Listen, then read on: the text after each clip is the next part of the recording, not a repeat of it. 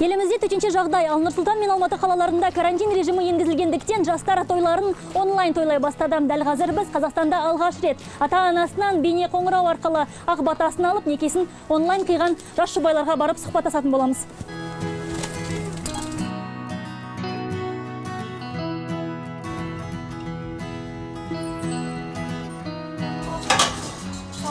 Саламатсыз ба?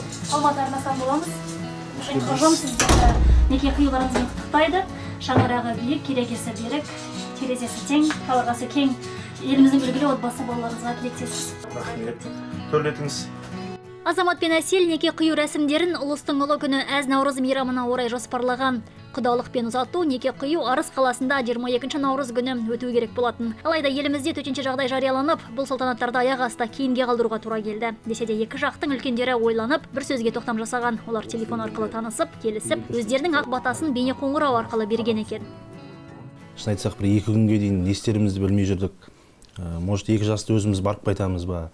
Әлде қалай деп ойланып жүрген кезде үлкендер өздері шешімге келіп, жұбайымның ата-аналарына хабарласып, онлайн түрде ақ батасын алды. Содан әзілдеп шыққан нәрсе ғой, біз енді Қазақстанда алғаш онлайн үйлендік деп. Қазіргі қауіпсіздік шараларын сақтана отырып, өзіміздің ағайын туыстың арасында кішкентай ғана үйде келін түсіру отырысы болды.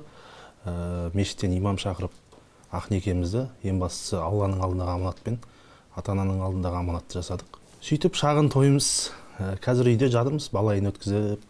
Қыз жақ тойға керек жарақтың барлығын алып, құдаларды күтуге сақадай сай отырған. Тойханаға думанды ұйымдастыруға кеткен шығын маңызды емес. Бастысы қос ғашықтың бақытты болып кетуі дейді жақындары. Әрине, қыз ұзату болмайды енді. Тек құдаласу болады, ала бұйыртса. Енді осы дерттен аман шықсақ, ала бұйыртса екі жақтың танысуы болады. Оның бәрі алда. Ал неке қию негізі Арыс қаласында болу керек болған біздің жоспарымыз бойынша, біздің ниетіміз бойынша, бірақ барлығы сырға салу да, барлығы осы жақта болды.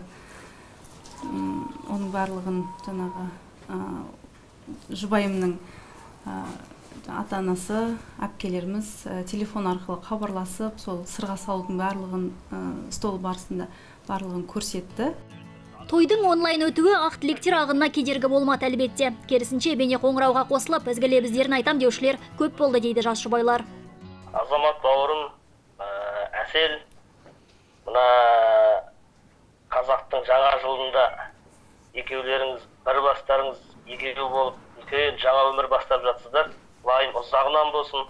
Әумин. Бақыттарыңыз баянды болсын, ғұмырдарыңыз аяулы болсын.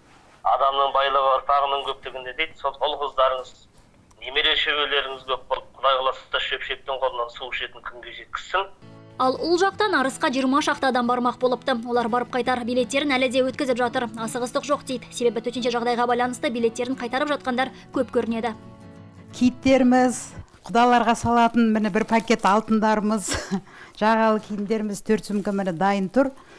Әттеген ай деп жете алмай қалдық. Осы мәре-сәре болып, жаңағы құдағиымызға алтын салып, құдамызға жағалы киімімізді, киітімізді кигізіп, келінімізді үстіп, қыз ұзату тойына қатысып, құдалыққа қатысып, мәре-сәре болып, бәріміз бүгін жиналып, кешке мен міне 2:30-да келіп, самолетпен кешке келін 8-де келетін болған. Соны күтіп алып, дастархан жасап, сөйтіп жаңағы наурыз кезінде мерекені тойға ұластырып, сөйтіп мәре-сәре боламыз деген жоспар болған. Міне өкінішке орай қуаныштың ерте кеш жоқ, әлі міне төтенше жағдай біткеннен кейін барлығы орнына келеді, әлі тойлаймыз деген үміттеміз. Елдегі қиын жағдайға қарамастан ұлыстың ұлы күні әз наурызда келін сүріп, қолынан шай ішіп отырған Нүсіповтер әулеті өздерін бақытты санайды. Бұл жақсының жоралғысы деп біледі. Қалай дегенмен Қазақстанда онлайн үйленудің біріншісі осы болар. Салтанат Нысанбек, Данияр Омар, Нұрлан Өтеген, Алматы телеарнасы, Нұр-Сұлтан.